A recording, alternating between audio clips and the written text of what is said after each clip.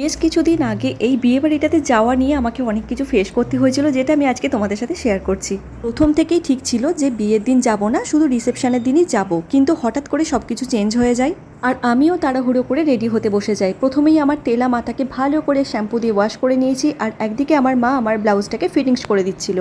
মানে hair wash থেকে শুরু করে মেকআপ ডান এই সব কিছু করেছি আমি আধ ঘন্টার মধ্যে, কারণ এই শয়তান বন্ধুগুলো আমাকে 1 ঘন্টা টাইম দিয়ে আধ ঘন্টার মধ্যে আনতে চলে এসেছে। যাই হোক, বিয়েটা ছিল আমার আরেকটা বন্ধুর। সবেমাত্র পৌঁছিয়ে দেখলাম বর সবেমাত্র বের হচ্ছিল বিয়ে করার জন্য, আর আমরা সবাই একসাথে কনের বাড়িতে পৌঁছে গেলাম। ভেন্যুতে ঢুকেই প্রথমে আমরা কাবাবের স্টলে লাইন দিয়েছিলাম, কারণ এখানে হরিয়ানি কাবাব, রেশমি কাবাব থেকে শুরু করে 5 রকমের কাবাবের আইটেম ছিল। কাবাবের পরেই লাইন দিয়েছিলাম ফিশ ফিঙ্গারের স্টলে, আর তখন ফিশ ফিঙ্গার শেষ হয়ে গিয়ে আবার নতুন করে ভাজা হচ্ছিল। তো সব কিছু মিলিয়ে পুরো ভেন্যুটা আমরা ভীষণ এনজয় করছিলাম। আর এই ভেন্যুটা ছিল শীতের সন্ধ্যায়, তাই শীতের সন্ধ্যায় গরম গরম চা হবে না এটা তো ঠিক মানা যায় না। তাই সব কিছুর পরে চা খেতে খেতে বেশ কিছু ফটোও তুলে নিয়েছি। এবারে বর বউকে প্রপোজের পালা। যা প্রপোজ করতে গিয়ে তো টোপরটাই খুলে গেল। তো যাই হোক, ওদের ভালোবাসার সাক্ষী ছিলাম আমরা, আর সাক্ষী ছিল এত মানুষজন। তো আজকের ভ্লগটি এ পর্যন্তই, দেখা হচ্ছে নেক্সট ভ্লগে। বাই।